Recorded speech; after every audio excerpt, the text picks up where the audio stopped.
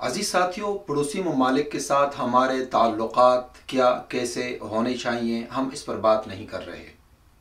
अफ़गानिस्तान के मुहाजिरीन भाई पाकिस्तान में एक लंबे अरसे तक आबाद रहे।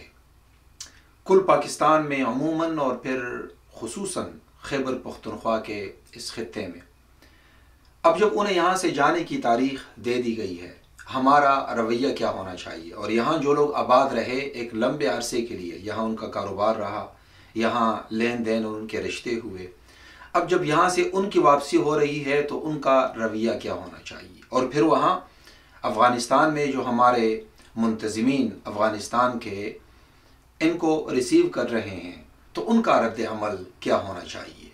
पाकिस्तानी रियासत पाकिस्तान के निज़ाम का रवैया ख़ुद पाकिस्तानियों के साथ उनके साथ क्या है, हम इस पर भी बात नहीं कर रहे, क्योंकि ये खारिज अज़ बहस है।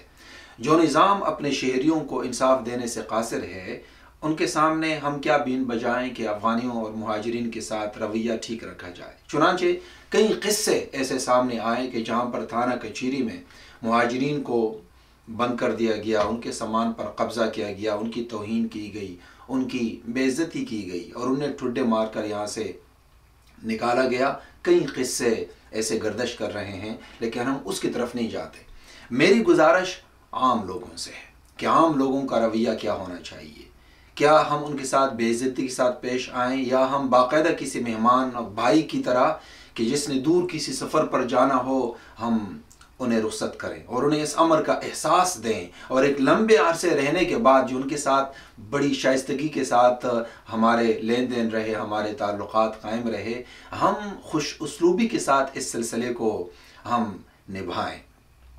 मेरा अजीज साथियों, यहाँ सबसे बड़ा मसला इस अमर का है कि उन्होंने अपने जायदाद बेचनी है, उन्होंने अपनी प्रॉपर्टियाँ बेचनी हैं, उन्होंने कारोबार बेचने हैं, उन्होंने अपना सामान बेचना है, उन्होंने ज़िंदगी बरतने की वो चीज़ें कि जो मनकूला नहीं है, साथ ले नहीं जा सकते, वो बेचने हैं।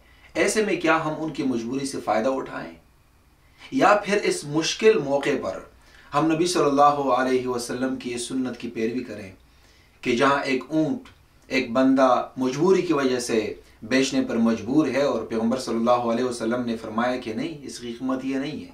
नबी सल्लल्लाहु अलैहि वसल्लम ने कीमत बढ़ा दी और फिर नबी सल्लल्लाहु अलैहि वसल्लम ने और कीमत बढ़ा दी, फिर और कीमत बढ़ा दी और बढ़ाकर कीमत अदा की। उस बंदे की हैरानी की कोई इंतहा न थी कि एक बंदा जो मेरी मजबूरी से फ़ायदा उठा सकता था, किस तरह उनकी कीमत बढ़ा कर दी।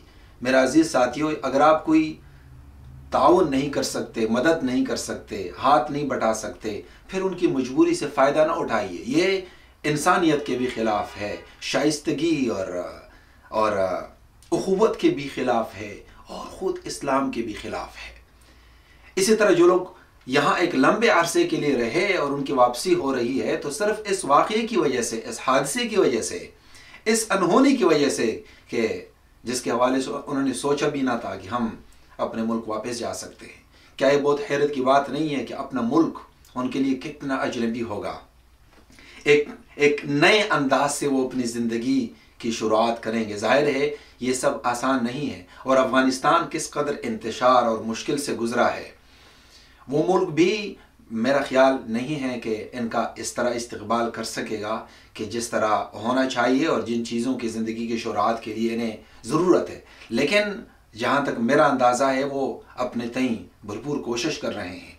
अब वहाँ की रियासत का या मेरे अफ़गानी भाइयों का तालिबान का क्या रद्द अमल होना चाहिए। हम इस हकीकत को समझ सकते हैं कि तारीख़ में अफ़गानिस्तान और पाकिस्तान के ताल्लुकात कई नशेब व फराज से गुज़रे हैं। हम इन तमाम सिलसिलों से, इन शिकवे शिकायतों और इल्ज़ाम तराशी से गुज़र कर ये देखें कि क्या हम पड़ोसी बदल सकते हैं।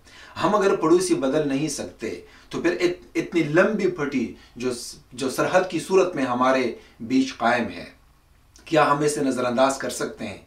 यहाँ पर आपका और हमारा कितना बजट खर्च होगा। क्या हम पड़ोसी ममालिक की तरह नहीं रह सकते कि हम एक दूसरे के वसाइल से, ज़खायर से, मादानियात से, अफरादी सलाहियतों से फ़ायदा उठा सकें।